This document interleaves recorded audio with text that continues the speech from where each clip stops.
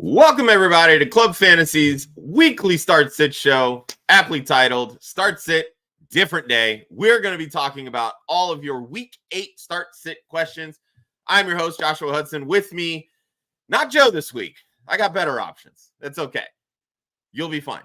Austin Amendolia, our DFS expert, and our good buddy, Iowa Mike, from over at our friends over with South Harmon. Again, tackling all your Week 8 questions. Let's get into it.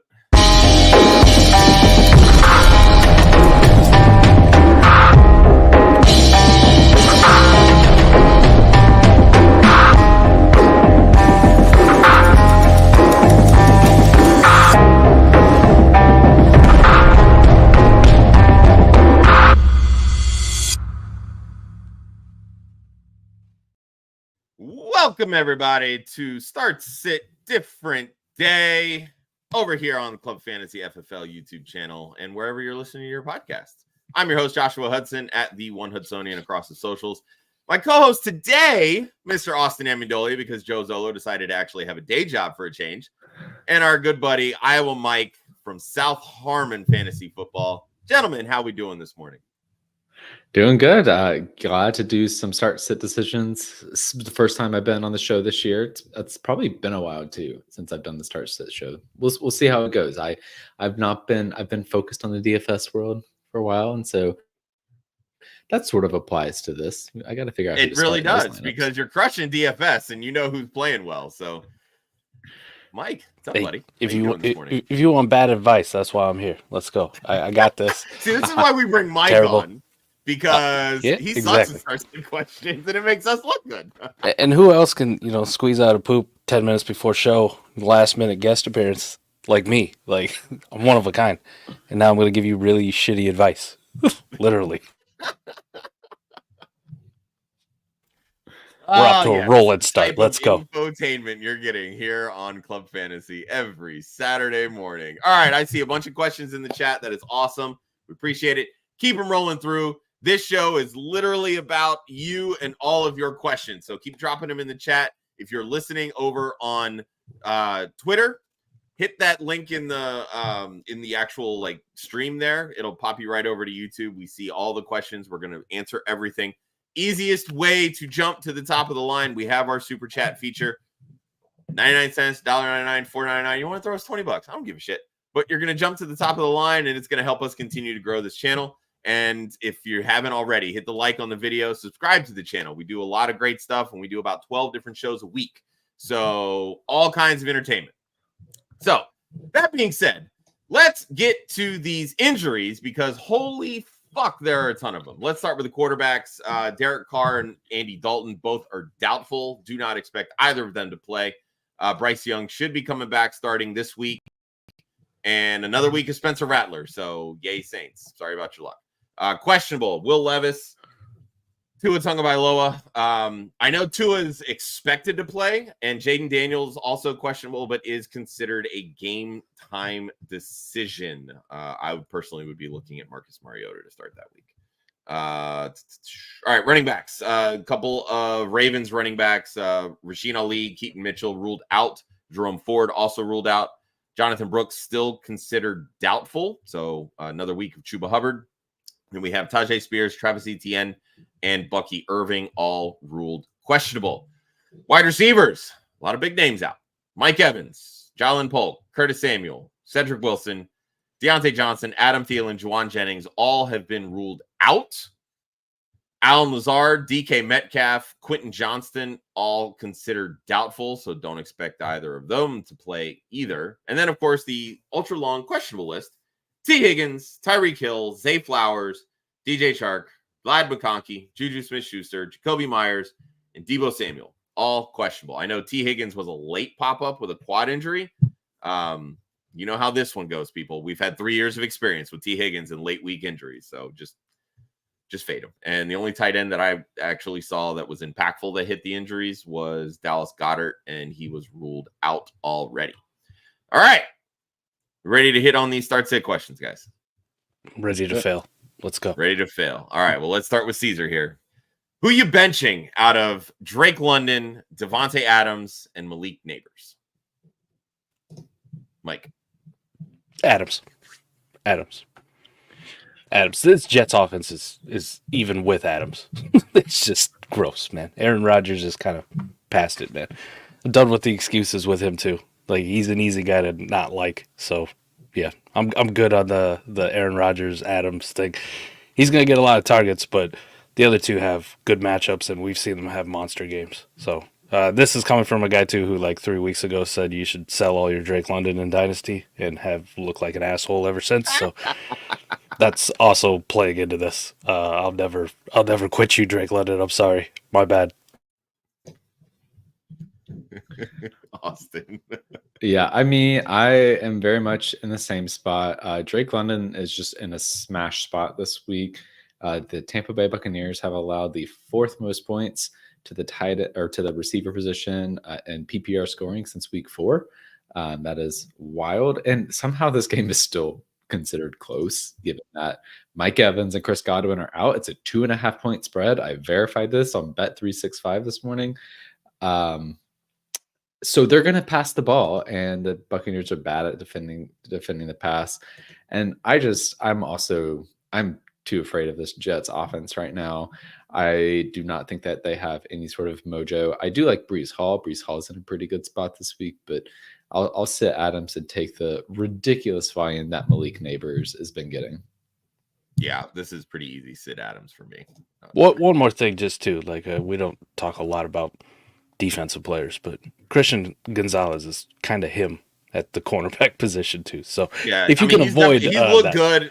He's also looked like a kid that's only played like 8 games in some spots, but he's played well. And the Patriots are leaving him out there like, hey, dude, we spent a 1st round pick on you. Go play like a 1st rounder. So, and that run defense of theirs has been a sieve. Like anyone, I could get 50 yards, I think, in a game, and I run like a 7.840 at this point. So you don't really need to throw the ball too much. Generous, when Breece Hall has 225 yards and 3 touchdowns this week, like be like, oh yeah, they only had to throw the ball 15 times. Imagine that. I'll pull this one up. Gator says Rodgers is now blaming Iowa Mike for the INTs. Give me some of that ayahuasca though. I want some of that. I'm gonna try that out. Because you got nothing better to do in Iowa? Is that nothing better. All right, Mike, you going Dobbs or D-Hop? Give me Dobbs.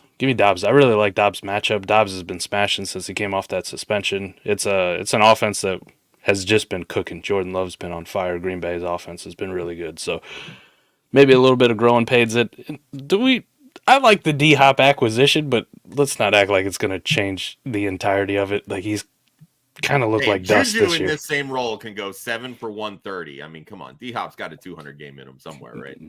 Maybe Juju's better. I don't know. No, I'm just Don't you dare. Don't you dare. I'm sorry. I won't put that out there. Give me Dobbs, though. Josh, you're just a known Juju hater, so you can't say anything about this. I'm also in on Dobbs. He's been getting just incredible utilization. He came into the season already as a prominent red zone target for Jordan Love, and then he backed that up with insane volume last week.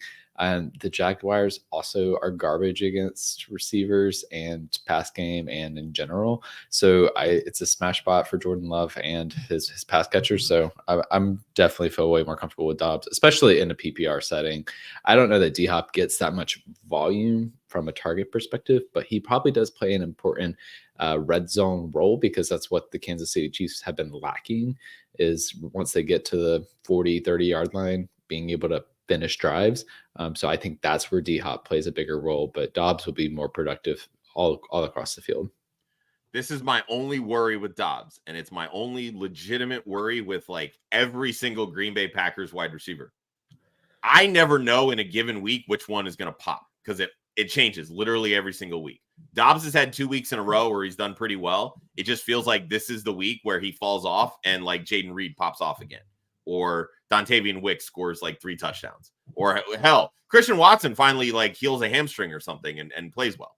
So I'm just saying that's kind of the worry there. I agree with everything you guys are saying. Dobbs to me has the better matchup. D-Hop coming in on short time with the team. But, we saw in 12 snaps what Amari Cooper could do with the Bills. Like, are you going to think that Joe Brady can't if he can get Amari Cooper ready, that Andy Reid can't get DeAndre Hopkins ready. Like, I don't know. So I'm going to lean Dobbs, but just don't be surprised if D-Hop does catch a touchdown. Because, Austin, you said it yourself. He's prime for red zone work, and that's probably where they would. Can I make you feel better about this, Josh? Maybe. Like, this is something you and I can relate to. And this, I was on one of the first start sit shows of the year talking about this with Joe. I threw out this one name, all right? So Tyson Campbell is probably going to be matched up against Jaden Reed or Christian Watson, right? Speedier corner. Which means that Romeo Dobbs is going to be matched up against our favorite, Josh, from back in the day, Ronald Darby. Ronald Darby. God. All right. Just throwing it out there. I'm not an expert, but Smash Dobbs. I bring up the name Ronald Darby twice on this channel now. It's worked out so far. All right, just let's ride it. Ronald Darby. All right, let's get the Gators question. You going Devonta Smith? I'm guessing Christian Kirk, Evan Ingram, or Garrett Wilson in the flex. He's got to start 2 in a PPR. Mike. Man, if this was some sort of tight end premium, I'd probably start Evan Ingram for sure. Smash one. I'm going Smitty definitely for sure as one of them, though. I think this Bengals-Philadelphia game could actually be a pretty decent shootout. Like, the Bengals, they got to get their shit in gear. So they're going to really come out at home trying to really put up points. And the Eagles can give up points on the defensive side of the ball. So that secondary's been looking good lately, man. Hey, Quignon's really good. that's all I got. But Cooper DeJean's good too, man. Smitty for sure. Christian Kirk has just been so booty lately, and I've been a giant Christian Kirk fan. It's just tough to see. I'm probably going to go Smitty and Garrett Wilson just because there's no tight end premium. But if you wanted to start Evan Ingram, I wouldn't fight you on it. Last is Christian Kirk. There's no fucking way I'm starting him. Yeah, agreed there. Yeah, I have no notes to add to that. I agree that I think Philadelphia is in a real good bounce back spot this week, second week with AJ Brown and Devonta Smith back in the lineup. Don't trust Christian Kirk right now. Evan Ingram, I think he's good for volume, but since it's not tight end premium, I'd probably go Garrett Wilson, hoping that Christian Gonzalez does in fact shadow Devontae Adams, and that opens up Wilson for more volume. Yeah, I think that's probably where I would go as well. Smitty and Wilson. Usually anytime like any of the big weapons on Philly have these like really, really bad games or 0 target games, and you know, Smith had one catch for -2 yards. He's gonna pop this week. That's just how that works. So, and Cam Taylor-Britt's probably gonna be on AJ Brown. Not saying that AJ Brown can't handle that, but he is the Bengals' best corner. So that should open up a lot of opportunities for Devonta Smith. I agree with Ingram on the volume side, but again, without that tight end premium, you might be looking at like, I don't know, 7 for 50. And I think Wilson at least gives you a little bit more upside potential there. So, all right, from Cooper. So let's see. Do we have to roll with Baker another week or two just to see if he can still be good minus Chris Godwin, Mike Evans, or are we just assuming he's toast now? Like, I'm not believing in it. Falcons defense too isn't a pushover. Like they can be pretty decent. I don't understand that line that you brought up too, Austin. Like what it feels like free money at this point. I'm not a big bettor, but that kind of feels like free. But anyways, I'm not trusting Baker. You just lost in our metric warp, the number 1 wide receiver on the season in production in Chris Godwin, and then you're also going to be without Mr. Consistency, Mr. 1,000-yard Mike Evans. I know people want to push up Cade Otton because the volume is going to be there, but like it's still fucking Cade Otton and a bunch of turd burgers and some terrible running backs. No. Sorry, Baker. Like I'll start you over Bryce Young and Jameis Winston for sure. Definitely. If those are my options, but you got to have something better, right? Like there's got to be something better you can start this week. I'll actually keep the faith on Baker Mayfield, but this is also because I'm a hurt Falcons fan, and I know that they're gonna let me down in some ways. Like I see this line, and I'm like, Vegas knows something we don't, and Baker's in line for another fine week. I do think he's been playing well enough, and I actually like the backup receivers for Tampa Bay. I think it'll be fine, and he can get there. It really depends to me on what your other options are. Like, if this is a 10-team league redraft, there's most likely somebody on the waivers that I I like more than Baker this week. If it's a dynasty league and like that's your choice, then like, yeah, I'm not making a weird trade to get Baker into my lineup. If it's 12 team, I think then it's more borderline. So to me, it really depends on the alternative here. I'm fine with rolling with Baker for another week, given the situation, and he does sometimes run the ball into the end zone. So I think there's some potential that he's just fine. I'm glad you brought up the alternate options because Cooper chimes in. Which QB would you hold in case Baker needs to be benched? He's got Russ and Caleb on his bench, but he needs to make a roster spot, and he doesn't want to drop Ricky Pearsall with Brandon Ayuk out. Which of those guys would you prefer to hold on to? I'd prefer Caleb. Yeah, that rest of the season schedule is so. I don't really want to buy into the Russ thing too, but is it crazy to say Russ over Baker for the rest of the season? With the way I don't think it's that crazy, especially the way that he looked against the Jets. But I mean, he was kind of mid, but he did his thing. Like fantasy points wise, he did his thing. Like some of those moon balls where George Pickens making incredible catches. He's always thrown a good deep ball. Yeah. I say Russ over Baker for the rest of the year, and I'm not giving up Caleb. Like Caleb's on this trajectory right now where it's everything that we wanted from him. It just the slow start is still sticking with people. Yeah, I would probably take Caleb over Russ in this situation. I just think the upside is there, and I think if you can wait for this week to keep a player on your bench without having to drop somebody, I would be very interested to see how Caleb does coming off the bye week, because I think that'll set the stage for his rest of season potential. Either way, I would drop Russ over Caleb if you're picking between those two. I can sort of see the pathway for Russ over Baker, but honestly, like if Russ starts to fail, if he has 2 bad weeks, Justin Fields could end up being the starter again. So that's my fear with holding on to Russ. Caleb, he's got that role unless he's hurt. Baker has that role unless he's hurt. Russ, I could see it going multiple directions. Yeah, I'm kind of with that as well. I'm fine dropping Russ. I mean, again, it's 1 week. If somebody wants to rush and pick him up, go for it. But you have a solid option in Caleb, and you should be fine. And plus, Caleb's already had his bye week. So unless he gets hurt, there literally is no need to hang on to a backup quarterback at that point. So you have that free roster spot. Yep. All right. Next question. I'm going to bring up Joe real quick, but I do want to give a quick shout out to our sister site, Women of Fantasy Football. We have a partnership with one of our collaborators, Bonnie Robinson. You can check out her Etsy page. It's called Bonnie's Booty. And you can check out our new breast cancer awareness sponsored shirt. So all of the proceeds for the purchases of the shirt go to the Pretty in Pink Foundation, which is based out of North Carolina, which is Bonnie's home state.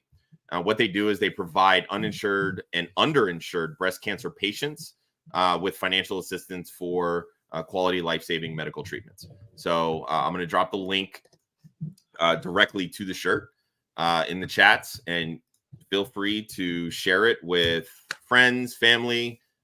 Everybody probably knows somebody that has gone through breast cancer. Look, it's not a great thing, but you can always fight through. We have 3 people on the Club Fantasy Women of Fantasy teams that have battled back and fought this disease. So we want to show our love and support. So this is a great way to do that, and we'd greatly appreciate all the love and support. All right. That's it. Joe's question. Daniels being a game time decision. He's got CJ Stroud and Kirk Cousins. Who you plugging in this week? Can't afford to wait and see if Daniels is going to be active. Mike. Man, this is a tough one too.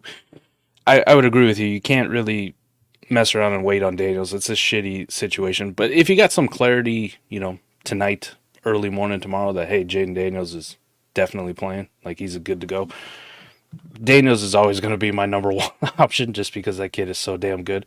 But these other two have fantastic matchups. The Bucks are terrible against the pass, and CJ Stroud against Indianapolis, who just, oh my God, talk about another terrible defense.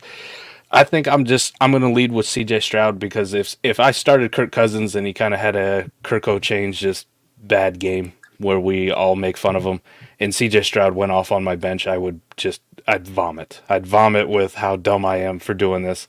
I'd much rather it be the opposite. CJ Stroud kind of underperforms and Kirk Cousins went off, and I'd be like, well, at least I went with the gut feel. I went with the better option. So I'm going to go Stroud here out of the 3 just because the Daniel situation is right, you can't risk it really. Yeah, Austin. Yeah, I'm going to go the opposite direction. I'll take Kirk Cousins just because I think the matchup's a little bit better. I think there's a good chance that Joe Mixon just eats for Houston this week, like as he has been every time he's healthy. Joe Mixon is one of my favorite plays in DFS cash lineups this week, so I'm kind of downgrading the Houston pass game this week for that reason. So I'll take Kirk Cousins, and he's had a pretty safe floor aside from whatever the heck that was last week, but I think they'll be in a bounce back spot against a pretty rough defense. I have this weird feeling. It really looks like Houston is just turning CJ Stroud into a game manager. They got him all these passing weapons, and all they want to do is run the football with Joe Mixon. It makes no fucking sense. Like, CJ Stroud's upside has been absolutely sapped. Well, the flip side of that, Kirk Cousins is playing outdoors on the road.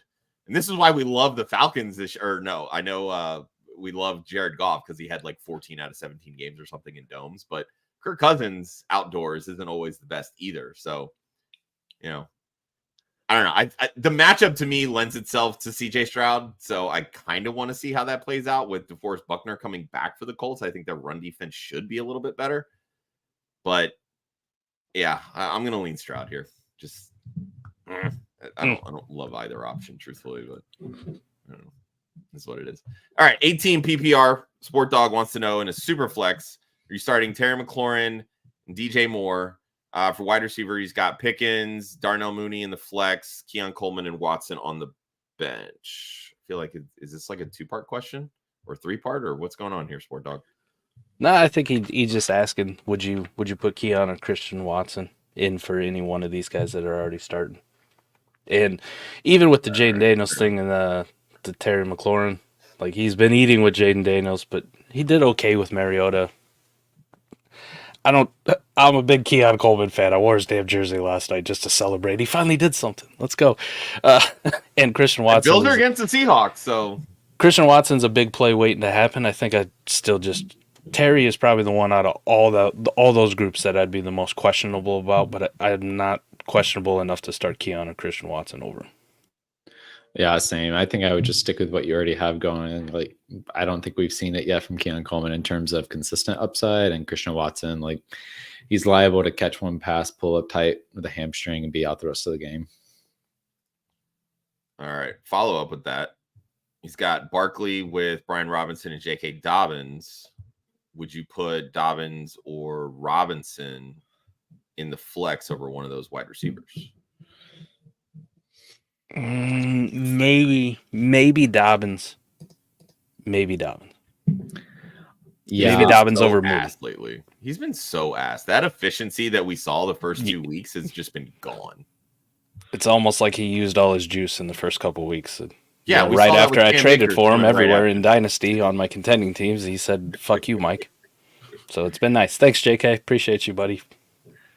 Yeah, I typically go receiver in general over running backs in my flex position because there's more upside there, especially in a PPR setting. Like Brian Robinson and J.K. Dobbins, they're more like volume and touchdown guys than they are PPR upside.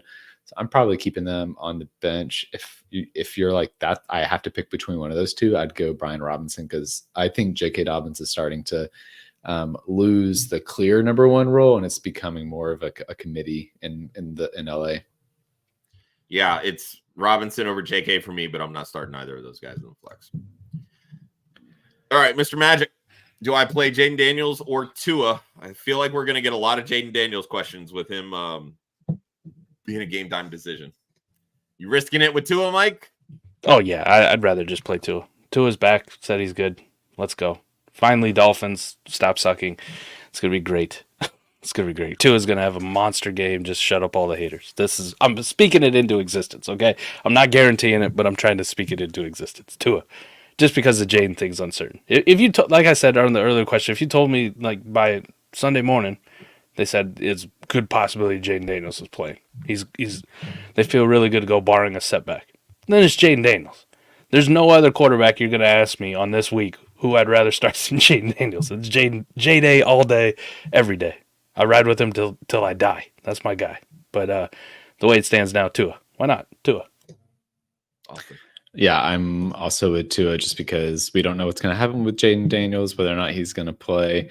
Also, I want to see Jaden Daniels play coming out of this rib injury because we don't know exactly how healthy he is. Like ribs are very delicate, and there could be some tightness there that he might not be throwing the ball as well coming out of that injury. At least in the first week back. So I'd rather go with Tua. He also has a great matchup. Like the Cardinals defense is rough. I could see him easily throwing for 300 yards and just be fine.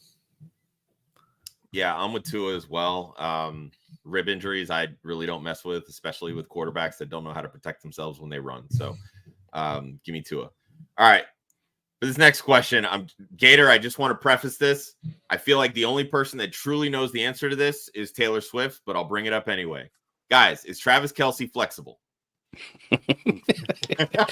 I hope so. I hope so.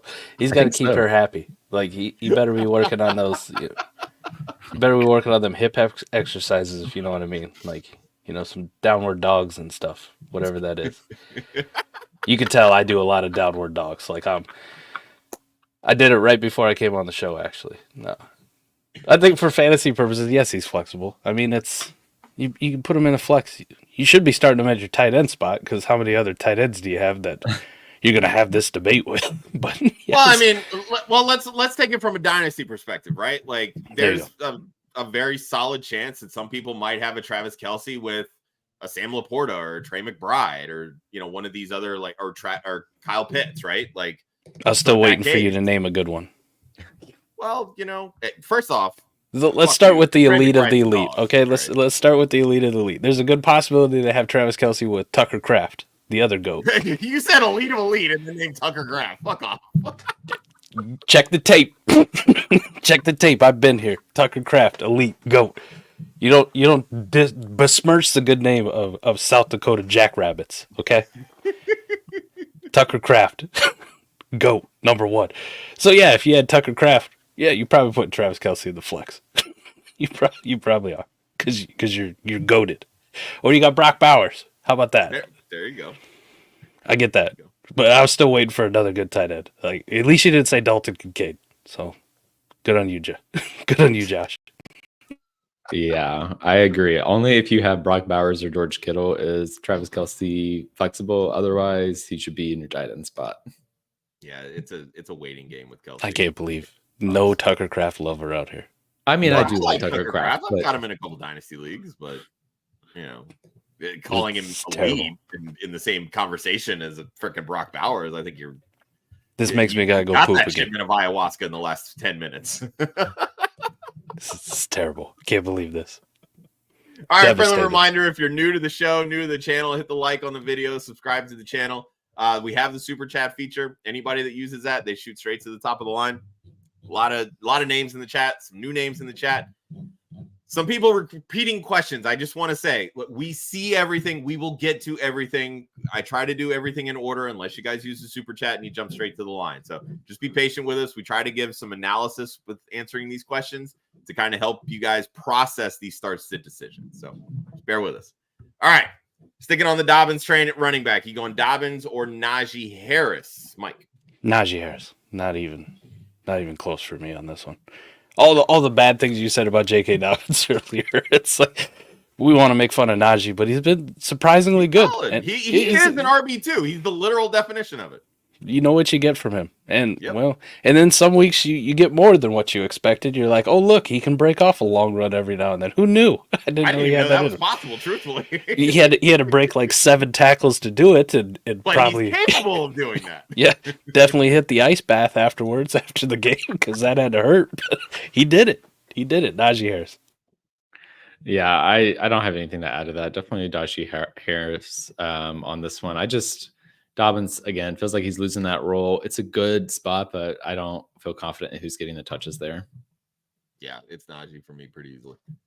All right, Chris, PPR 2 quarterback league, planning on starting Tua, assuming he's cleared, and Drake May. However, if Daniels is good to go, do you start him? And if so, who do you sit?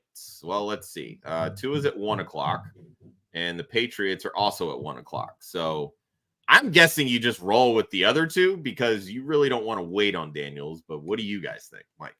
If there's a big asterisk again, I'll say it again. If it feels really good before those 1 o'clock games that Jaden Daniels, I'm gonna bench Drake May here. A little bit tougher matchup for him, and I believe in Tua enough coming back. So it'd be Daniels and Tua for me. If it was very good on Jaden Daniels. If you don't get that clarity though, you just leave these two in and you got to roll with it. Awesome. Yeah, I am definitely just gonna stick with Tua and Drake May because I don't know what we're gonna expect from Jaden Daniels coming off that injury. I would stick it. I'll agree with you, Mike. If Daniels is somehow cleared beforehand, which personally I don't think he will, because things like this are typically tested on the field in pregame warmups, and those take place after the 1 o'clock game start. But if Daniels and you feel good about it, I'm personally sitting Tua. Drake May's been a top 10 quarterback the last 2 weeks. And the Jets defense, the magic went away when they fired Robert Saleh. They've looked awful the last 2 weeks. If Russell Wilson can carve them up for 37 points, I think we can get 3 touchdowns out of Drake May. Just throwing that out. I like that. But hey, Eagles legend Hassan Reddick makes his debut his for the first Jets. game with 0. No, fuck that shit. He's about 3 weeks away from doing anything solid. So Come on, we've seen Bryce Huff this year on the Eagles. That's a massive upgrade. I mean, you're not wrong. They got the better end of that transaction. Yeah, right. All right, another one from Cooper. What do we think about Alvin Kamara's injury? They're sitting at 5-2 and just traded away Barkley to get Kamara and Tyreek Hill.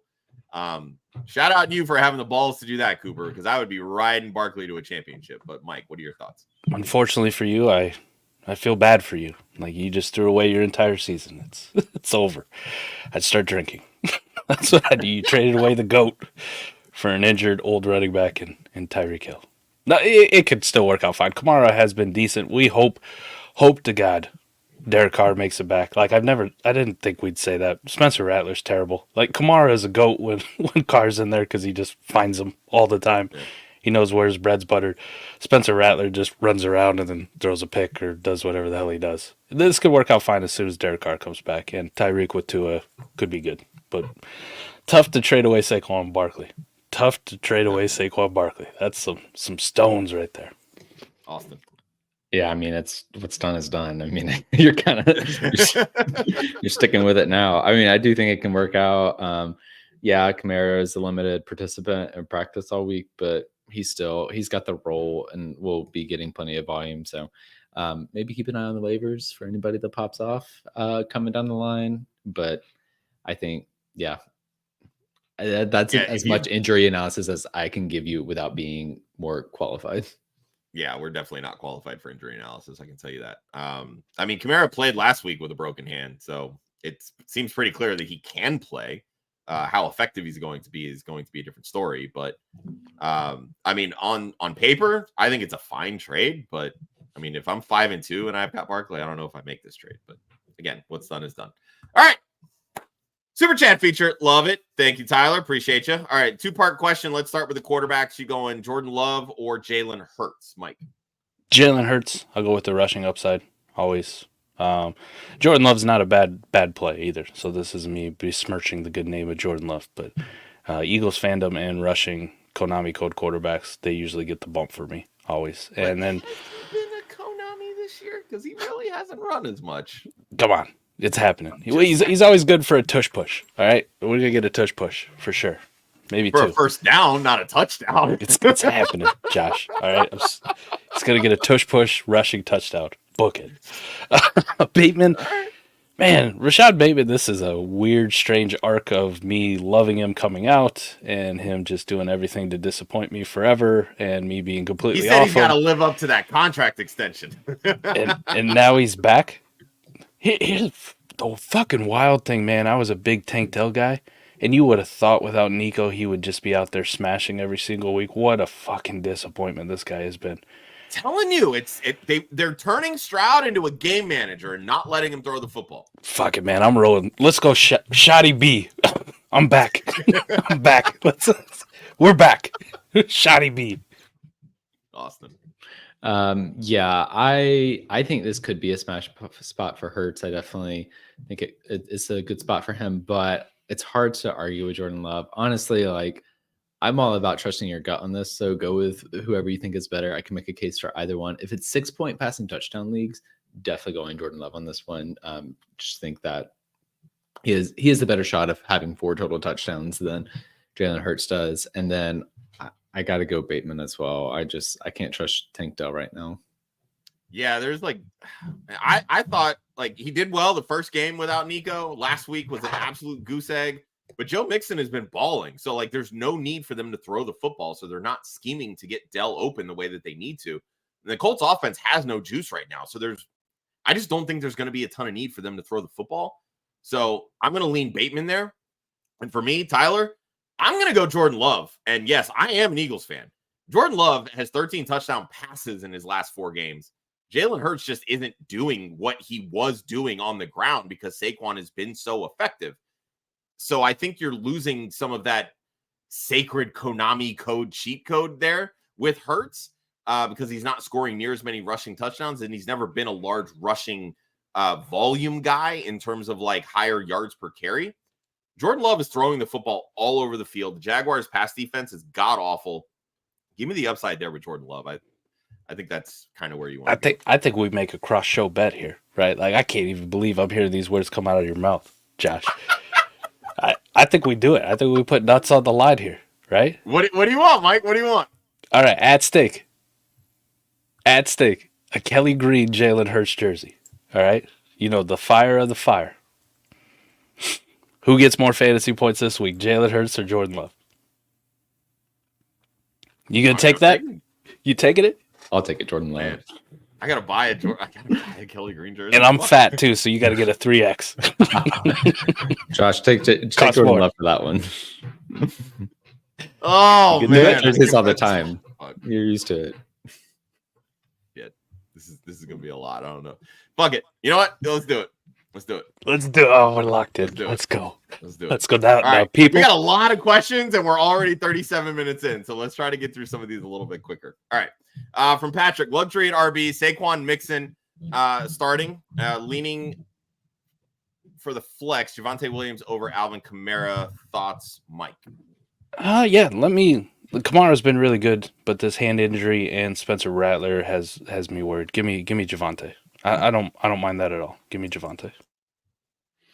Yeah, same. Allowing the most points to the running back position are the Carolina Panthers. Go Javonte. Yeah, this is pretty easy Javonte for me. The matchup, obviously, but anytime you're dealing with a running back with a hand injury and they use their hands a lot, take a week off and you've got a great pivot. So that's fine by me. All right, from Charlene, how are we feeling about D-Hop in his first week with KC? I know we kind of touched on this earlier, but Low end wide receiver 3. Probably more of a flex consideration than anything.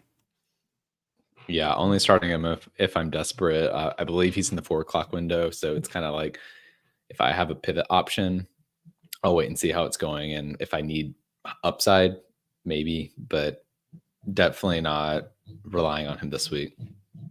yeah, I think that's kind of where I would lean to. Wide receiver 3 with 2 upside. It's the Raiders. They fucking suck. It's definitely a good matchup, but you never know how prepared he's going to be coming off the short week with the team. All right, from Cooper, start 1 running back and 1 flex. Kamara, David Montgomery, J.K. Dobbins, Deebo Samuel, who's questionable, Michael Pittman, who has an ass quarterback, Romeo Doubs, and Ricky Pearsall. Mike. With the Deebo situation still kind of up in the air, no real clarity on it. I know they said he's feeling better. Running backs easily Monty for me out of this one. And I'm going to go Dobbs in the flex. I'm going to go Dobbs. It's one that stands out the most to me. If you got Deebo clarification, though, I'd start Deebo with no Ayuk and this offense definitely needing to do something this week. Yeah.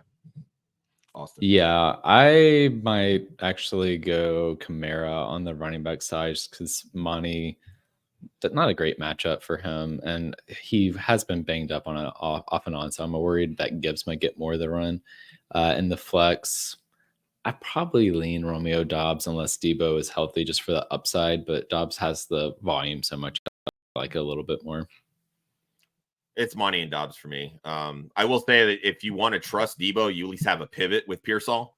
because if Debo doesn't play, they're now down their top 3 guys because Juwan Jennings is out. So Pearsall becomes the number 1 guy at that point. So I think there's upside with that if you want to stick with the San Francisco 49ers against the really shitty Cowboys defense. If there's no Debo, that means George Kittle's going for like 280 yards. 100%. 100%.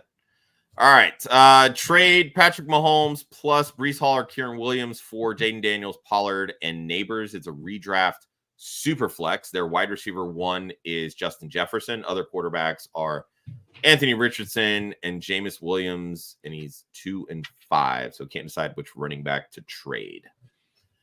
Pretty loaded question here. Mike, what are your thoughts? Pretty easily, if you can trade Mahomes and Kyron, even in redraft, for Jaden Daniels, Pollard, who's a solid starting RB2 flex type, and then what Malik Neighbors is the go to volume at the wide receiver position, and you're getting Jaden Daniels, even maybe not this week, but you're getting a much better quarterback option for the rest of the season.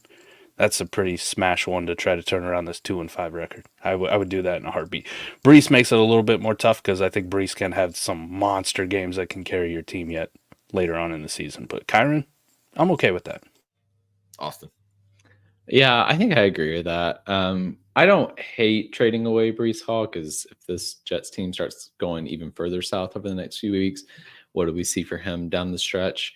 But I would definitely start with Mahomes and Kyron and see if that works out and feel pretty good if they just accept that.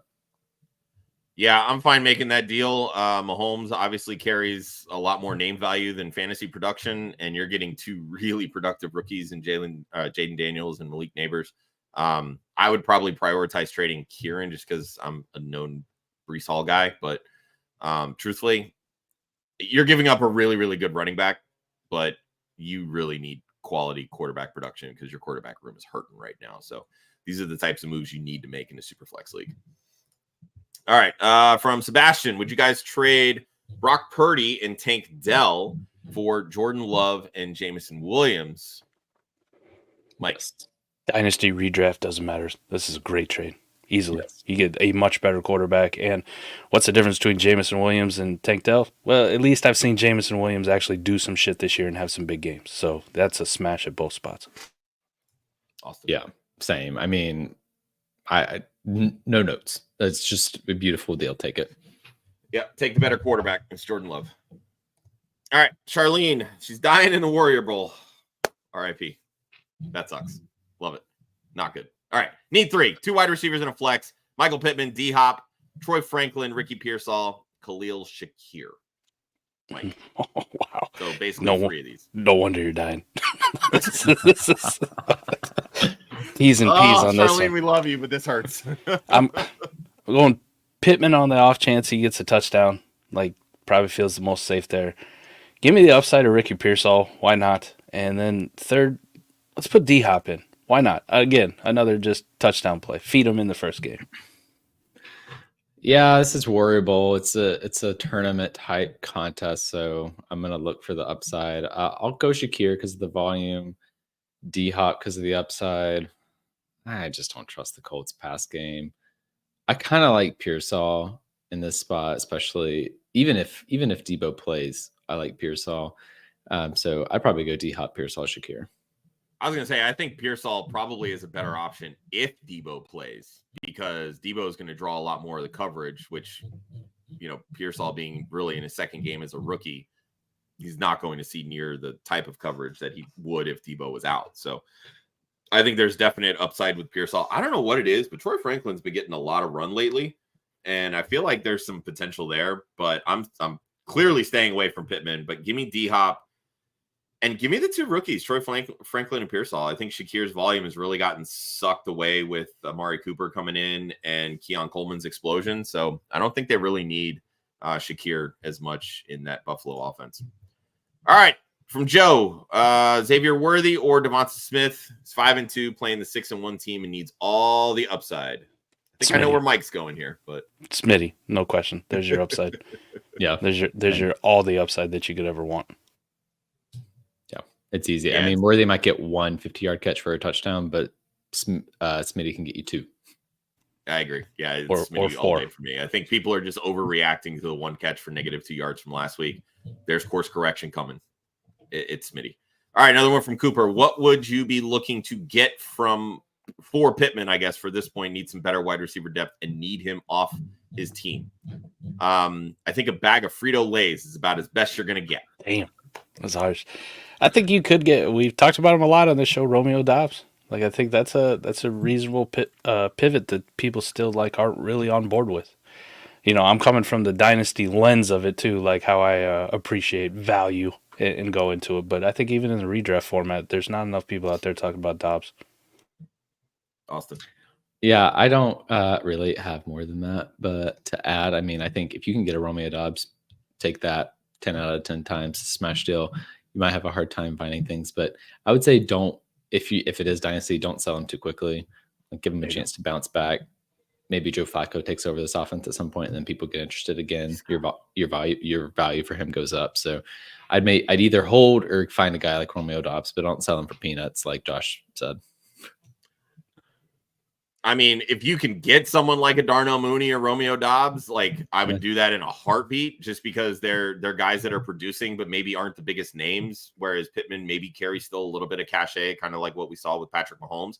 But anytime you have these bigger name guys that are just flat out underperforming, you really just kind of need to package them with another piece. Like, that's the only way you can really offload these guys, just from my personal experiences. But I also play in leagues with like other fantasy analysts and sharps and, you know, all that kind of stuff. So, all right. Another one from Joe. You going James Cook or Rachaad White this week? It's a battle for first place. Mike.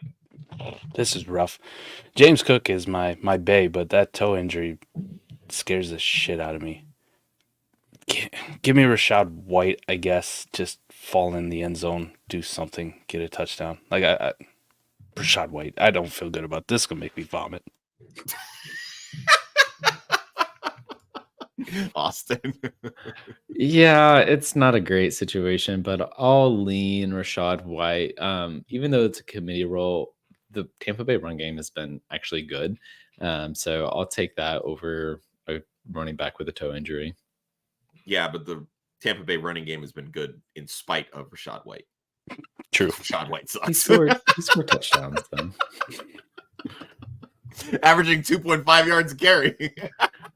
Well, pass game touchdowns matter.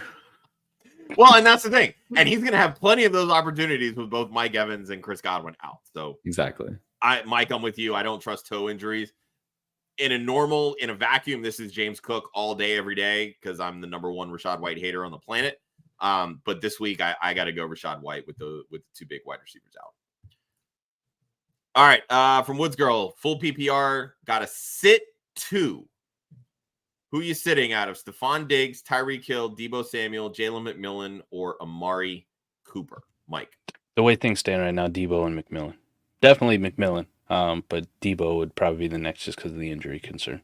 If he's playing, then I'm probably going to sit Amari Cooper. Stephon Diggs has been cooking. That's a must start every single week. Even in this run first game manager offense, Stephon Diggs is a monster. Tyreek back with Tua. You want to see what that's going to be like. Deebo sits, McMillan sits. Austin. Yeah, same. It's no question in me on this one. Yeah, I'm sitting Deebo and McMillan. I kind of want to see how this, like, who's ultimately going to take that Chris Godwin role. And, you know, I know there's a lot of people that are kind of thinking Sterling Shepard. Some people think, you know, Jalen McMillan. He's had a couple good games. I think you kind of need to see, like, how this offense is going to shake out over the next couple of weeks before we really start considering Jalen McMillan as a starting option. All right, from Nick. Do I pick up Tank Bigsby or Jalen Warren for the rest of the season running back depth? Mike. Tank Bigsby, no question here. This Jalen Warren thing is, 3 years in the making that we've still yet to see come to fruition. Najee Harris just keeps holding him off and doing enough that he's never really going to get over that hump. So until I actually see it and they're like, we're giving Jalen Warren all these touches, it's Tank Bigsby, because I think Travis Etienne might be cooked. Yeah, I'm starting to hear like Travis Etienne trade rumors out there. Like Bigsby kind of has this role. I would take him over Warren. Same. That's no question for me. All right, Charlene in the Megala Bowl. She's got a flex 2. You going Hunter Henry, Taysom Hill, Zach Moss, Jalen Warren. She left Puka on the bench. Oh, needing no. upside. Needing some upside. So, Mike, where are you going here? Give me Hunter Henry, specifically the first one, just because he's been really solid. And you mentioned Drake May out here making this offense look competent. And Jalen Polk's out. So, man, I wish somebody would have talked about how Drake May was a much better quarterback than Jacoby Brissett and should have started, from day one. But it'd be cool if there was a guy out there who was a big Drake May fan who promoted him all offseason. Hunter Henry for sure. And if Taysom Hill's in there, why not? Let me go Taysom Hill. I think Zach Moss could probably get you a touchdown, too, if you wanted to go that route. But the damn Saints are so devoid of playmakers, it feels like Taysom Hill might just go out there and just run 2 in on his own. So I'll second the Hunter Henry because I also was a big fan of Drake May in the offseason. I'm with you on that. Iowa Mike. To support Joe Zolo, we're never doing Taysom Hill. It's Zach Moss. Look, she needs upside, though. If there's the ultimate upside in fantasy, it's Taysom Hill.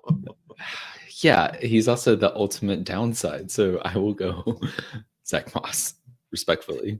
Score those touchdowns. Who could also be another ultimate downside. Against your Phillies? Nah, Philly's tanking. Philly just keeps choking over and over again this year. They'll let Zach Moss. Chase Brown is taking over that role, though, man. Zach Moss ain't doing shit. Maybe check the waivers. Charlene, fuck it. I'm going the 2 tight ends. Give me Hunter Henry. I obviously is the clear consensus here. Jalen Warren, it's never him. Zach Moss has just been fading into oblivion. Chase the points, chase the upside. Taysom Hill 2 touchdown week. Let's go. Oh, there's got to be someone better on waivers. All right, from Flowosaurus. Starting Russ over Geno and 4-point passing with weather concerns for Geno. I saw the question earlier about weather concerns, so then I did my meteorology thing and went to AccuWeather. It's like 54 with maybe some rain and like 14 mile an hour winds. I don't understand we've seen like 80 mile an hour winds in Cleveland ruin a game, but I don't know if I've seen like 15 mile an hour winds and a little rain in the 50s ruin a game. So I don't really see what it is, but the Bills have a very good pass defense. So I think if you're going to go here, that's just the tiebreaker for me. I like Geno. He's leading the league in passing. He looks decent enough. No DK Metcalf probably, but give me Russ. Let's just keep the Russ vibes going. Like, I don't know if it's real or not, but fuck it. I'm ready to find out. Start Russ.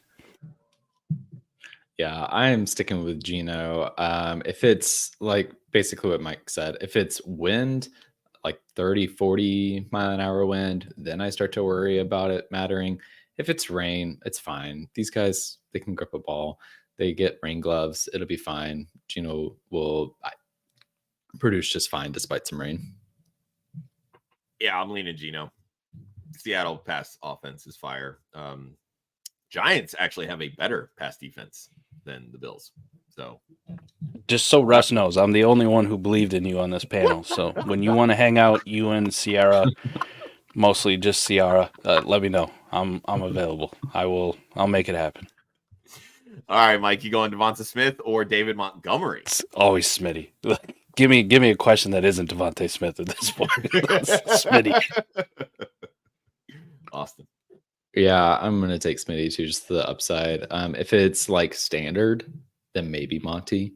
But if it's any kind of PPR, I'll probably go Devonta Smith. Yeah, that's kind of where I'm at too. I'm a very big proponent of David Montgomery. Titans do have a good run defense. And again, with Jeffrey Simmons is a beast. And if you tell me he's out, then obviously the tune changes. But they can stop the run, especially the way that David Montgomery runs. They may not stop Jahmyr Gibbs. They can stop Monty. Hey, don't forget big sexy Devondre Sweat. There you go. That's a man right there. There you go. That's what I'm with you. If it's standard, clearly it's Monty, but it's Smitty week. It's Smitty week, and I'm kind of regretting not putting him on the thumbnail. I didn't realize we'd get so many Smitty questions. All right, hearing that weather in Buffalo game is going to be horrible, would you go Jared Goff over Josh Allen?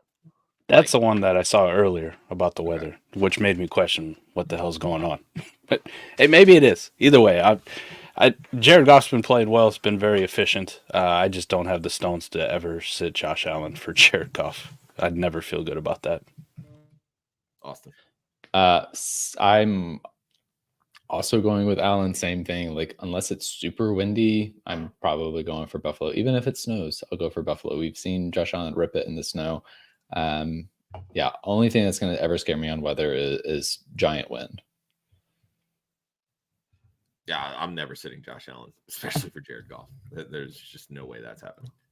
All right, from Jeff, Steelers D or Chiefs defense this week? Like Jesus. I didn't know I was doing. I wasn't prepared for defensive questions. So let's just put it this way: Steelers going against a battered Giants offensive line, or the Chiefs facing Gardner Minshew. Let's just give me the break it Chiefs. down that Give me the Chiefs versus Yeah, Gardner Minshew. Is it crazy to say I trust Daniel Jones way more than I trust Gardner Minshew? Not to me. I think Okay. that's fine. And I also think that Kansas City is ready for some revenge for Christmas Day last year. And I think they will light Gardner Minshew up in this game. I personally don't think you can go wrong with either of these. One of my upside calls this week was Steelers get 5+ sacks against the Giants. That was one of my calls this week. So if the Eagles can get 6, I believe the Steelers can get 5. So that's where I'm going with that. All right. From Kyle, pick 2, full PPR, wide receiver 2, and a flex. You going Nick Chubb, Romeo Doubs, Khalil Shakir, or Jalen McMillan? Mike. Dobbs, number 1. Then give me Shakir, PPR. Why not? The Nick Chubb story is nice, but it's still a gruesome knee injury. Like where's the? It's the Browns. It's the Browns with Jameis Winston and a terrible offensive line. Shakir. Yeah, same. Dobbs and Shakir. The thing I'll say about Chubb, he only had 11 touches last week, so we want to see more volume. He doesn't get a lot of pass game utilization, and they're changing play callers this year. I forget the guy's Ken Dorsey. name. Ken Dorsey. He's a pass guy, not a run guy. So I would be nervous about Chubb's utilization this week. Yeah, it's the guy that got fired from Buffalo because he threw the ball too much last year when they were terrible and about to miss the playoffs. Yeah, right. Yep. Yeah, I think I would go Dobbs and Shakir. I don't know. Do it. Yeah, that's Shakir is such a safe play. Like, I don't know if I'm chasing upside, give me McMillan over Shakir, but it's not Chubb this week. That I can say. That I can definitely say with certainty. But if you want upside, I would go McMillan over Shakir because I feel like Shakir's upside in this offense just sapped away the moment they traded for Amari Cooper. All right, so we're at 57 minutes and we got like 30 some odd questions to get through. So let's see how quickly we can get through some of these because I don't want to be here for 90 minutes as much as I would love to be here for 90 minutes. Plus, I don't want to take up your guys' time too much because you were gracious enough to join me on last minute. So, all right, from Geist, PPR, T. Higgins questionable with the quad, or Jalen Waddle in his first game back with Tua. T. Higgins. Waddle. Austin's look.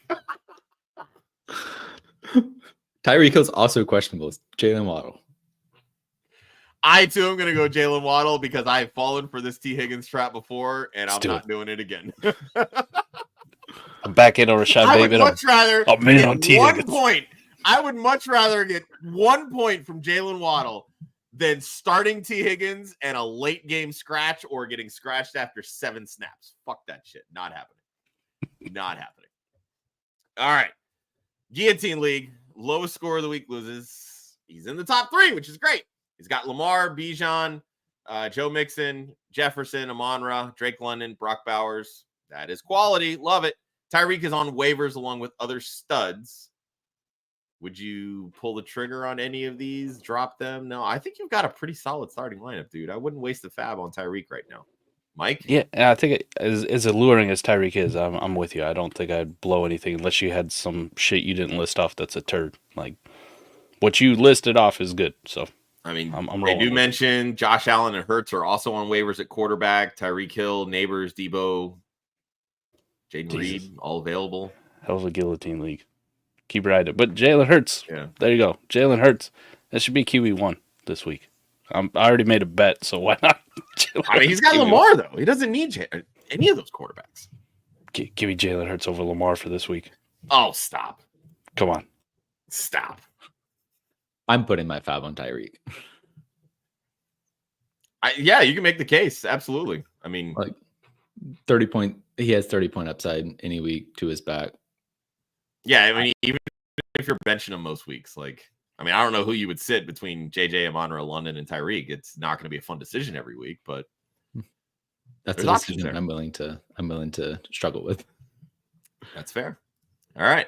From Jason, you going Pitts or Trey McBride at tight end this week?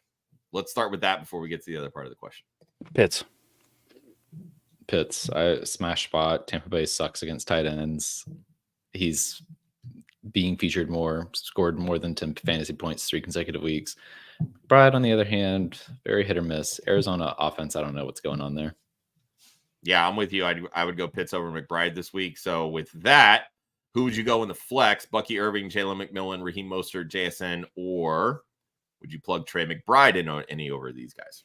Mike. JSN. There's no choice but to have a good JSN week with no DK. Austin. Yeah, that's a good point. With no DK, I'll take JSN. Yeah, it's pretty easily JSN for me as well. All right, Caesar, you going Brian Robinson or Chuba this week? Also, what do you see the split for between Chuba and Brooks going into tail end of the season and next year?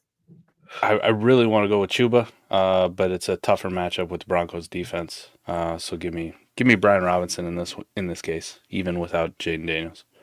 But bigger touchdown upside. Awesome. Yeah, I'll go Brian Robinson for this week. For next year, Brooks probably takes over this role just because of where they drafted him, draft capital. I believe Chuba's a free agent, actually. So there's a chance that he may not even be on the Panthers next year. Yeah. But he's played really well. For the rest of the year, the split could actually be pretty gross for what you want from Brooks. I agree. And coming off that ACL, working his way back, he can only end up with... They'll be cautious. He can only end up with 30-40% of the touches, and everybody would be disappointed. But Chuba's been really solid. Yeah, I agree. That's thoughts exactly. Can't really add much more to that. All right. Looking for the best floor. Can't get skunked. Excuse me. Pick 2 between Amon-Ra, Drake London, and Tyreek Hill. Mike. Amon-Ra in London if you want best floor. Just saying, because it is a concussion injury with Tua coming back. First one. We've also seen him do some horrible things on the field that scare the shit out of you. So it's not above it to say it happens again. I don't want to see it. We're not wishing for it, but your best floor, 2 target hogs and Amon-Ra in London for sure. Yeah, I mean, if answering the question, best floor is definitely Amon-Ra, London. The people I would want to play are London and Tyreek because I think Tyreek pops off this week. That is facts. Yeah, I think I would lean that. See, this is what I hate about guillotine leagues, man. You get too many fucking options, and you're just like, I'm gonna make the wrong choice every single time because I got studs everywhere. It's terrible. But it's a good problem to have. Amon-Ra definitely has the best floor, so that I will definitely say. All right, Mooney or Pittman? I feel like this would probably be consensus. Mike. Mooney, and I'm a Pittman fan. I'm sorry, Michael Pittman. Mooney, and I'm a Falcons fan that's afraid to play Falcons players. It's Mooney for me, and I'm not really a fan of any of them. So there's that. All right. Jason, PPR for the flex. You going Terry McLaurin, Smitty, or JSN? These still are waiting really good options here. Stay waiting for that fucking question that doesn't have me taking Devontae Smith. Still waiting. I think this is a good one because JSN without DK kind of vaults him into that number 1 role where Smitty's still playing second fiddle to AJ Brown. Yeah, I'm in on Smitty too. You tried, Josh. I might lean JSN here. Just throwing that out there. But I would not be mad about Smitty. Those are kind of my top 2 over McLaurin, if that helps any. So I know Smitty seems like the consensus. All right, you going David Njoku and his 30+% target share, or Kyle Pitts, Mike? Give me Pitts this week. Buck's terrible. I love the target share of Njoku, but give me Pitts. Yeah, I'll take Pitts. Jameis Winston doesn't look less than 20 yards down the field, so it's not going to be Njoku this week. I think you're discounting how far down the field David Njoku gets. This is David Njoku all fucking day. Give me the target share, the yards per reception, all of it. David fucking Njoku. All right. Tyrone Tracy or Bucky Irving? Tracy. Give me Tyrone Tracy, the former Iowa wide receiver who left us to go to Purdue and learn how to play running back and then get really good and go to the NFL and be surprisingly good in the NFL too. Tyrone Tracy. Austin. Is Devin Singletary out this week? I couldn't care less if he is. Doesn't matter. He was back last week. Tyrone Tracy said, "Fuck you." Tyrone Tracy. Yeah, it's Tyrone Tracy for me. All right, CJ Stroud or Kyler at quarterback? Mike. I usually go with the running quarterback. I'm a big Kyler fan, but it's fucking Call of Duty weekend, so let's go CJ Stroud. Austin.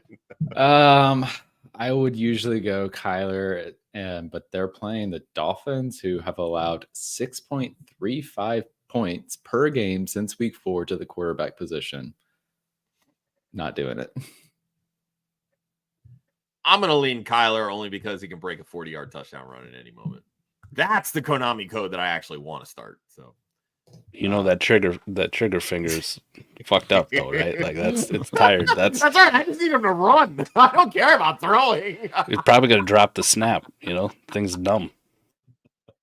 Yeah, at this point, CJ Stroud's not really throwing either. So, yeah, I'm gonna go Kyler with the rushing upside.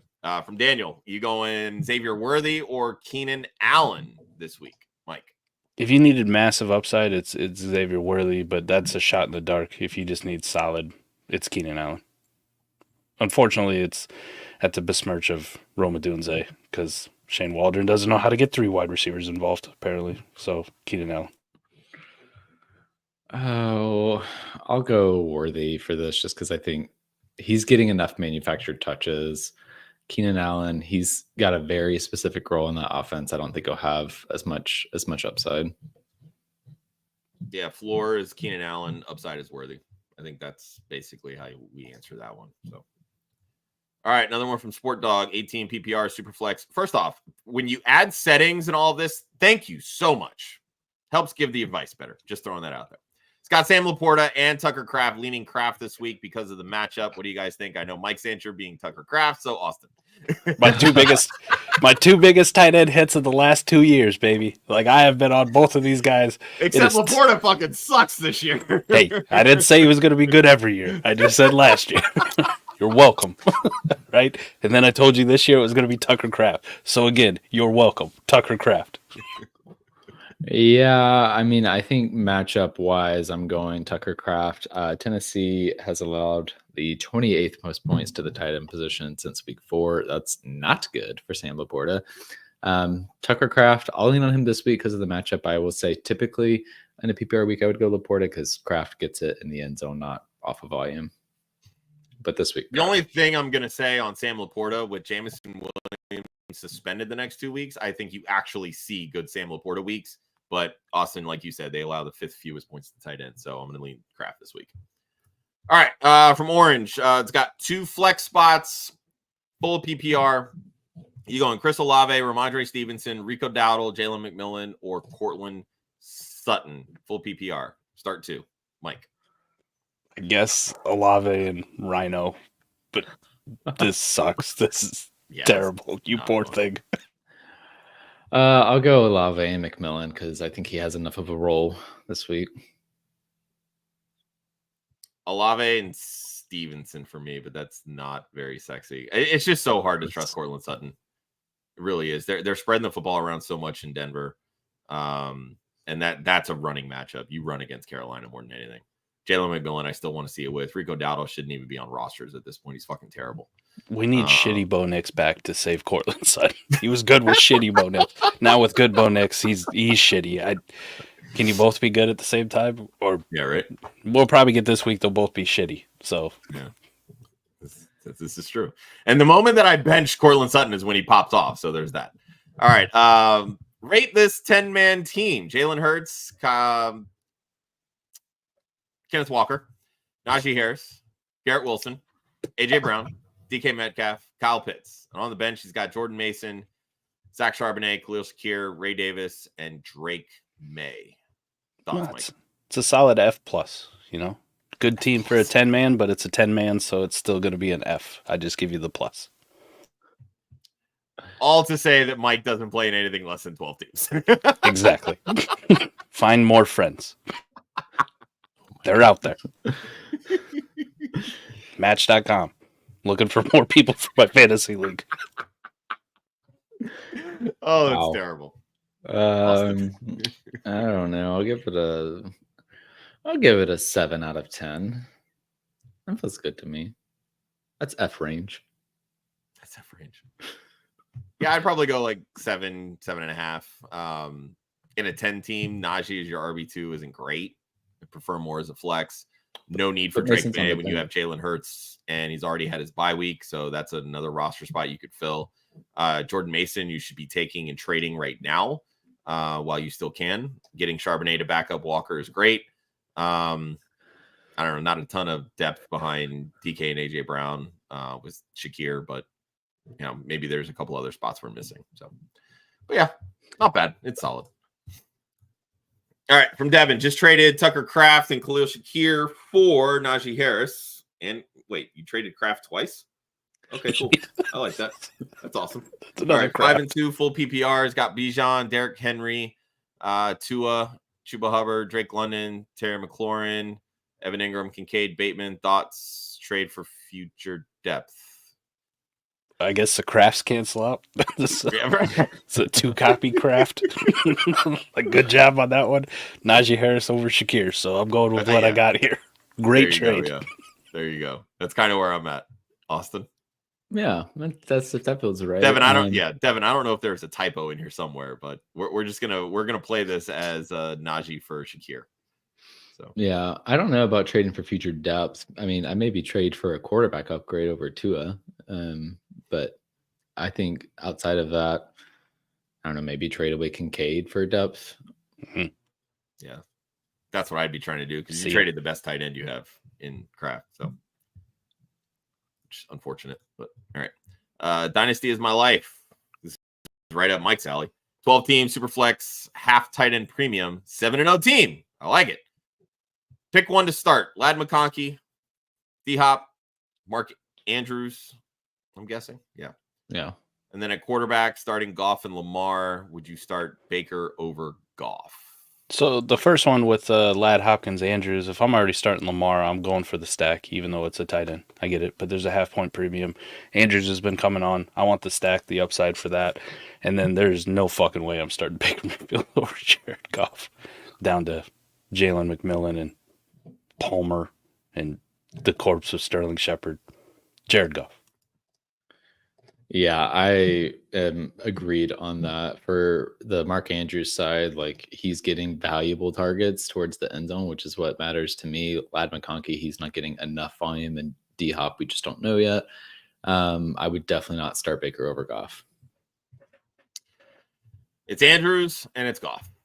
Keep it simple. All right, Quincy, start one running back, start 2 wide receivers, and start 3 at the flex. Alvin Kamara, Brian Robinson Jr., Bucky Irving at running back. Wide receiver, Pop Douglas, guessing Jacoby Myers, Marvin Harrison Jr., George Pickens, Jalen McMillan, Deebo Samuel, Wan'Dale Robinson, and then start 1 quarterback, Drake May, Russ, and Tua. All right, so let's start at the running back position. Out of these, who you starting, Kamara, Brian Robinson, or Bucky? Mike. Kamara for me as well. Start 2 wide receivers, Pop, Myers, Harrison Jr., Pickens, McMillan, Deebo, Wan'Dale.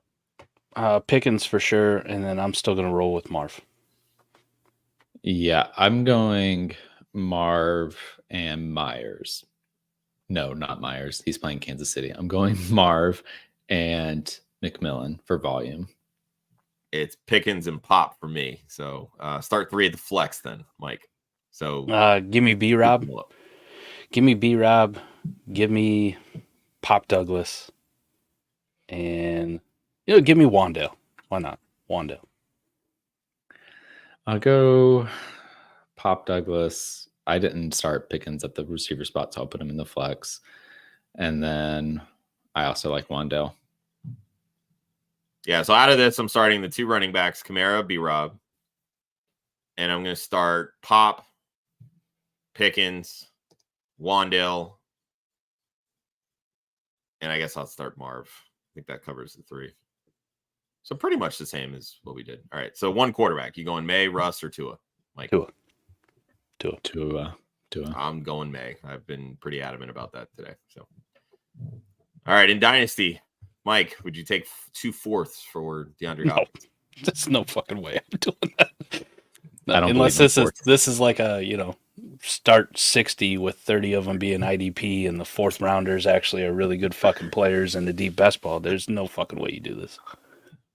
Yeah, I don't believe in fourth round picks. I'll gladly give you 7 fourths for DeAndre Hopkins in a dynasty league. Like, you can take the next 15 years of my fourth round picks if that's what you want. Hey, I traded D-Hop for a second and a player right after the trade. So Yeah, that is the move to make, right? Get some upside wide and that's receiver. a super flex half PPR. So that's what I was able to do.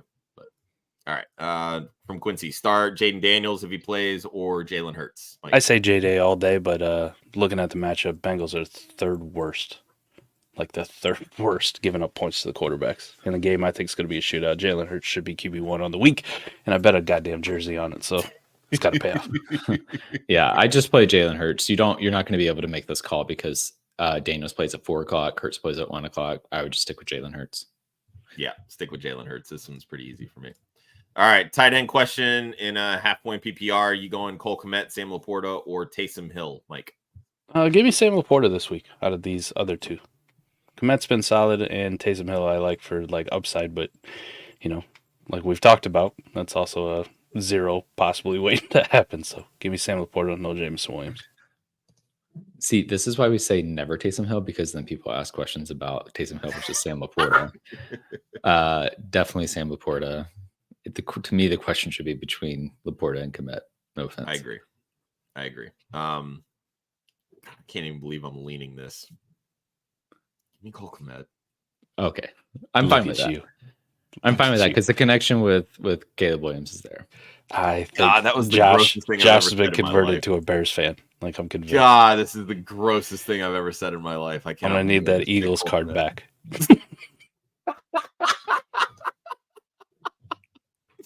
All right, let's see if we can kind of rapid fire on these. We got we're at an hour and 16 minutes. Love that. All right, from Quincy, start 1 running back and a flex. So at running back, we got Tank Bigsby, Tyrone Tracy, Zach Moss, Tyler Algier, and then Tank Dell, Wandell, and I guess again Tyrone Tracy. All right, cool. Mike. Bigsby at the running back spot, and I'm still gonna start Tank Dell on the off chance that he gets a 50-yard bomb or something like that. Yeah, I think Bigsby, and then kind of to me it depends on your situation. I'd take Wandale for the floor, Tank Dell for the upside. That is literally what I was going to say, Austin. Bigsby is the gimme here. It's Wandale for floor, Tank Dell for upside. All right. I love this factoid from Woods Girl because it plays right into Joe Zolo. So this is our ode to Joe. Austin Seibert has scored more fantasy points than Darnell Mooney this year. Kickers do matter. Mike, I'm sure you have opinions on that. Nah, fuck, kickers don't matter at all. You look at them and you look how many kickers matter more than tight ends. the kickers out there, and there's like a billion of them scoring over 10 fantasy points a game or right at it. Like, it's just close your eyes and pick a fucking kicker at this point. They don't matter at all. And this is coming from the guy who wasted a pick on Brandon Aubrey and Scott Fishbowl. Fucking damn it. All right. I don't really see a question with this, but I guess we can rate the team really quick. Chopped up. It's a 10-man. Lamar, Devon Achane, Kenneth Walker, AJ Brown, Cooper Kupp, Tucker Kraft, Kareem Hunt, Chiefs defense, Boswell at kicker. On the bench, he's got Darnold, Bucky Irving, Kyle Pitts, Jaden Reed, Brian Thomas Jr., Texans defense. To me, this is what you want in a 10-man league. Looks good. Pretty solid team. Got the number 1 tight end. Yeah. It's still 10-man. So I give this an F++. Plus? I'll give it an 8 out of 10. It'd be a 9 out of 10 if Darnold was not on the roster because you don't need another quarterback in a 10-man. That's fair. I mean, Lamar hasn't had his bye this yet, and I think their bye is week 12 or 14. It's a little bit later. So I don't hate holding a quarterback, but again, it's 10. Darnold might still be there in week 14. That's what I'm saying. Yeah, that is fair. That is fair. All right. From Cesar, you going Kelsey, Keenan Allen, Jalen Waddle, Brock Bowers, Worthy. Need 2 in a PPR. Oh, give me Waddle and Bowers here out of all these guys. Waddle and Bowers. Yeah, saying Waddle and Bowers, especially if Tua plays. Yep, Waddle and Bowers pretty easily for me. All right. Who are you going at quarterback? Baker or Drake May? Mike. Drizzy May. Drake May. Drake May for me as well. Pick 2 full PPR. JSN, Terry McLaurin, Jalen McMillan, Taysom Hill, Cedric Tillman. Mike. He listed him right there. JSN McLaurin. Yeah. Austin. Yeah, agreed. I don't know. There's some upside there with Cedric Tillman. I like that kid. Who? With one of the worst offenses in the league. Yeah, cool. With Jameis chucking the ball 20 yards, 50 yards down the field. All right. Doesn't matter. matter. The defense. Worst offense in the league. It's a great IDP matchup for the Ravens. Fantastic. I agree with JSN and Terry McLaurin, but I'm just saying, if you're scared with Jaden Daniels not playing, I'm fine pivoting to Cedric Tillman. From Daniel, you going Jake Ferguson or Kyle Pitts, Mike? Give me Kyle Pitts. I do hope the Dallas offense gets off the schneid here. Like, I need it. I need to inject it in my veins, but Kyle Pitts. Better matchup. Yeah, until the Dallas Cowboys show us that they're not broken, I'm not playing anybody but CD Lamb, so definitely Kyle Pitts. Yep, Kyle Pitts pretty easily for me. I do want to bring this one up really quick because Devin did provide a little bit of clarity. It's actually got Romeo Doubs and Najee Harris for Shakir and Kraft. If it's a non-tight end premium league, like trading away Kraft isn't the biggest thing, even though I'll tout him. Tight ends don't matter either, just like kickers. Doubs and Najee, pretty easy. Yeah, same. Agreed. All right. Would you trade away Ramondre Stevenson for Javonte Williams and a half PPR? Yeah. 1, 2, 3. Fuck yes. Yes. Yep. All right. From Charlene, you going Bigsby or Mostert? It's a quarter point per first down, quarter point per attempt. Mike. Give me Bigsby.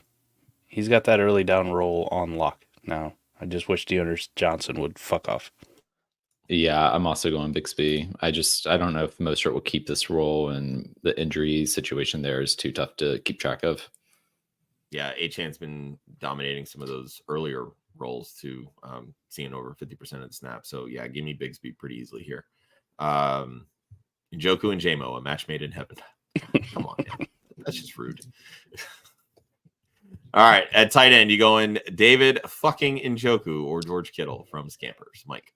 There's not a lot of tight ends I'm gonna start over George Kittle with no Brandon Ayuk in this offense. Like, this is the guy where he might only have 3 points, but he could also literally win you a standard PPR matchup. Like, just absolutely stroke it with 35 points. Yeah, there's no way I'm starting basically anyone over George Kittle at this point. Yeah, I love the Njoku target share, but George Kittle's tight end one for a reason. Give me George Kittle here. All right, from Benji, you going George Pickens or Terry McLaurin if Daniels doesn't play, Mike? Pickens if there's no Daniels, like it seems right now. I'm going McLaurin. I just don't trust Russell Wilson. I get the don't trust Russ. This actually really isn't a great matchup for Pickens. Like I said, the Giants have done pretty well against number one wide receivers not named A.J. Brown. And George Pickens is not A.J. Brown. So there's that. But if you feel comfortable with McLaurin, whether or not Jaden Daniels plays, I'm fine going him over Pickens. Otherwise, Pickens is a fine pivot just for the target volume. I mean, he's literally the only option in the passing game there. For a bench spot in a PPR, would you rather have Rachaad White, Isaiah Pacheco, or Jonathan Brooks? I feel like this is a pretty easy one, but Mike, go ahead. I have concerns about Jonathan Brooks coming back, but that's the biggest upside play out of it. We know what Rachaad White is, and Pacheco's probably not playing the rest of the year, to be honest. Austin. Yeah, okay, for a bench spot, Jonathan Brooks. Because Pacheco's probably not playing, and Rachaad White, I think, is losing his job. Yeah, and PPR, I think you can make a case for Rachaad White, again, especially with the wide receivers out over the next couple of weeks. But if this is long-term, I want Jonathan Brooks pretty easily because, as most have said already, and I've said on numerous occasions, I'm not a Rachaad White fan. I think he loses his job. It is Bucky Irving, Sean Tucker time. That's what I want to see in that Bucks backfield. PPR, which 3 wide receivers would you start? Zay Flowers, Chris Olave, Smitty, Jalen Waddle, DeAndre Hopkins. Mike.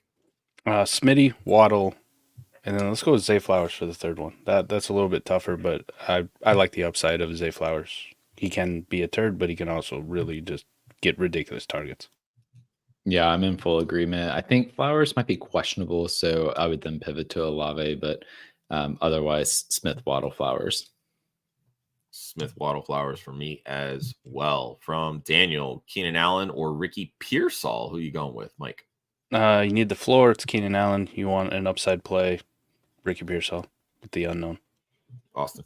Yeah, exact same rationale. I slightly go Pearsall. I just have better vibes about him, whether or not Deebo Samuel plays.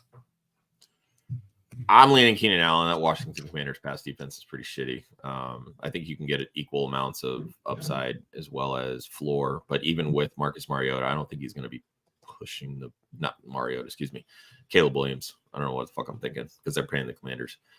Keenan Allen for me. All right. From Patrick, would you stash Drake May or I'm guessing Braylon Allen? Right? Yeah. B. Allen? It's got to be. Current QBs are Dak and Kirk. Issue is he's going to start Kirk this week and feel if Drake May does well. I won't get him on waivers because he's 6-1. Mike. If this is a single quarterback league, like I assume it is, and redraft purposes, the smart play is to stash the running back for injury purposes because Dak and Kirk are good enough for you to just start weekly. Drake May doesn't offer that much more upside than what you would already start on a weekly basis. So you want to go for the home run and Braylon Allen if something happened to Breece Hall. Awesome. Yep. Perfect analysis. No notes. That's exactly what I would do. Yep. Just know that we're hitting the 6-week stretch with Dak Prescott where he becomes QB1. So just throwing that out there because it happens literally every year. As an Eagles fan, I still pray that happens. Like, please, for my fantasy teams and my CD Lamb shares. Facts. But yeah, no, you don't need Drake May. For Mike, would you trade James Cook and Garrett Wilson for Saquon? It's full PPR. It's got Ramondre, Cook, Drake London, Jalen Waddle, Garrett Wilson, JSN, and T. Higgins. It's a full PPR 12 team. So Mike, right up your alley. Full fucking send here. In a redraft format. If you want to make the case in Dynasty, it's a different story because you're getting the 2 or you're trading away the 2 for 1. That's a tougher ask. But for one season, yeah, just give me the dude who's out there scoring a shit ton of fantasy points every single week. Yeah, this one's easy for me. Do it. Saquon for me. I don't even care what the rest of your roster is. Go get the best player. From Jason, start 2 of these 4. Cortland Sutton, Michael Pittman, Wan'Dale Robinson, Jalen McMillan. Yeah, right. The only one I even feel comfortable starting is Wan'Dale Robinson. So pick one of the other 3. Give me Pittman because I said maybe he'll get a touchdown. And fucking Wan'Dale, I guess. Oh my god, this is terrible. I'll go Wan'Dale and Jalen McMillan. McMillan with 8 targets last week after Mike Evans went out, so he should be getting the volume. I've said sit Cortland Sutton like 3 times in this podcast, and I feel like that's just going to come back and bite me when I say this. But nobody will clip it. Wan'Dale certainly. I think if you want upside, it's Jalen McMillan. I mean, there's a lot of unknown there, sure, but I mean, again, he could end up with 8 to 10 targets depending on how that game script goes. So Pittman to me is just a non-factor as long as Anthony Richardson is starting. Cortland Sutton is just a big question mark for me, but it's definitely Wan'Dale. But yeah, I'll take the upside in Jalen McMillan. All right, from Matthew, he's got had Kupp already play for wide receiver 2. Would you go Jacoby Myers, Keenan Allen, or Wan'Dale Robinson? Mike. Keenan Allen. I go Wan'Dale. Yeah, I'm with Austin. It's Wan'Dale for me. He's just been so involved in that offense, and with the pass rush that's going to be hitting Daniel Jones, they've got to get rid of the ball quickly, and I think that's Wan'Dale. Yeah, and I don't think Chicago can sustain 3 receivers. Yeah, because Cole Kmet's getting targets. And DeAndre Swift's doing really good in the screen game. So, this is true. All right. Thoughts on the team: 6-1, 12-team PPR, 2 wide receiver, 1 flex. Dak, Kirk Cousins, Jahmyr Gibbs, Tony Pollard, Javonte Williams, Chase Brown, Bucky Irving. Wide receivers: AJ Brown, Jalen Waddle, T. Higgins, Cedric Tillman, Juju, Chris Godwin, RIP. Rashee Rice, RIP. It's a 3 keeper league, so I'm guessing that's probably why you're keeping the injured guys. And then Sam Laporta. Mike. In a 3 keeper league, though, Godwin's probably cuttable. Like, he probably is droppable. You can just let him go and try to get something else in there. I don't know if you can make trades either, too, but, if somebody wanted to try to keep Chris Godwin, that's probably a play that you could make right there. I agree with that, Mike. Austin. Yeah, I mean, I think it's fine. Definitely you've been hit with the injury bug, so the receiver situation is starting to become bleak, but hopefully you get a bounce back this week with Tua. I like it overall. I really like the quarterback, tight end, and running back positions. Receiver is where I'd be contemplating how to upgrade, especially since you're 6-1. Yeah, I would be trying to use Chris Godwin as a trade piece. Just floating the idea of the keeper, even if they're not getting any immediate value, but packaging Godwin with, I don't know, T. Higgins or even Jalen Waddle to try to upgrade. I would be fine with that because I think those are probably the 2 biggest pieces in your wide receiver room that are the most inconsistent just because they're not the number 1 targets on their respective teams, even if they are more pass heavy offenses. All right. From Daniel, Najee and Brian Robinson Jr. for Jonathan Taylor. You taking that trade, Mike? I'm probably just going to stick with Najee and Brian Robinson because of Jonathan Taylor coming off a high ankle. Now, Joe Mixon has made it look like high ankles don't matter at all. And historically, as long as you got a low ankle, you're good. Historically, you've seen that running backs off high ankles have been mostly shit, even the greats. So I have a lot of concerns about Jonathan Taylor for the rest of the season. I'll probably just stick with Najee and Brian Robinson. Yeah, it depends for me. If you're losing in your league and you need an upside play and you have another run, like if Najee and B-Rob are your running back 2s, then I make this trade. If that's your 2 starting running backs, I'm not doing this. Yeah, that's kind of how I am. I mean, if you're 5-2 or better, just stick with Najee and Brian Robinson, in my opinion. If you're losing, 3-4, 2-5, whatever, and you're needing to make a change because you need like the big points, I'm fine making that trade and going after Jonathan Taylor. Jay Smells, thoughts on the team, what to work on. He's got Jordan Love, Malik Neighbors, DK Metcalf, Chris Olave, Puka, Brian Thomas Jr., Deontay Johnson, Trey McBride, Kyle Pitts, Breece Hall, Devon Achane, Tony Pollard, Jonathan Brooks. Feel like it needs a running back. Mike, what are you looking at here? I think the team's pretty solid, actually, across the board. You got to have a clear RB1 in Breece Hall. Achane and Pollard are really good RB2s. Achane especially for the upside play. Pollard just for the consistency. We don't know what Jonathan Brooks is going to be, but that's also an upside play. Wide receivers are really solid. The only thing I might say is like if Olave had like a pretty big game or has a decent game here soon, that's not somebody I really believe in for the rest of the season. That's kind of a dude that I might explore selling and seeing if I can't get another upgrade at the wide receiver position, more in that Neighbors range. Yeah, I like the team as well. If you want to upgrade, I don't know. I might be off one on this, but to me, I'm intrigued by trading away Puka Nacua to try and get a really good running back after we just saw what he did coming off an injury, because he is a smaller body receiver and struggled with injury in college. So if he ends up getting hurt again, this could be a really good time to sell high. I would agree with that. I love Neighbors. I love Metcalf. I've been very high on Metcalf this year. Everybody knows I'm a huge Deontay Johnson stan. But if I can, you know what? I like that idea. So if you're going look at trading Puka, package Deontay Johnson with him because there's a lot of volume there. I think you can get a really good upgrade, or one of those guys with Olave kind of doing the same route there. I think your running back room is fine. Maybe one more depth piece, but running backs are so hard to find that might be really difficult. Jordan Love is your quarterback one, I think is great. I don't think you need 2 tight ends, so I would just pick one with McBride and Pitts, but I think they both have later bye weeks, so that's probably why you're holding on to both. And then to follow up with Daniel's question on the running backs, so he is 3-4. Aaron Jones is his RB1, Najee's his RB2, so Brian Robinson then being his RB3. So would you still make this trade for Jonathan Brooks or stick with the status quo?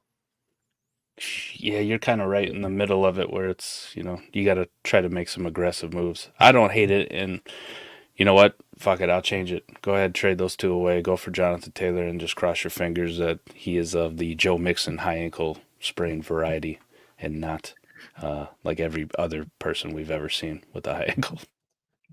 Awesome. Yeah, I stand by it. I think that's a great time to try and upgrade and get Jonathan Taylor.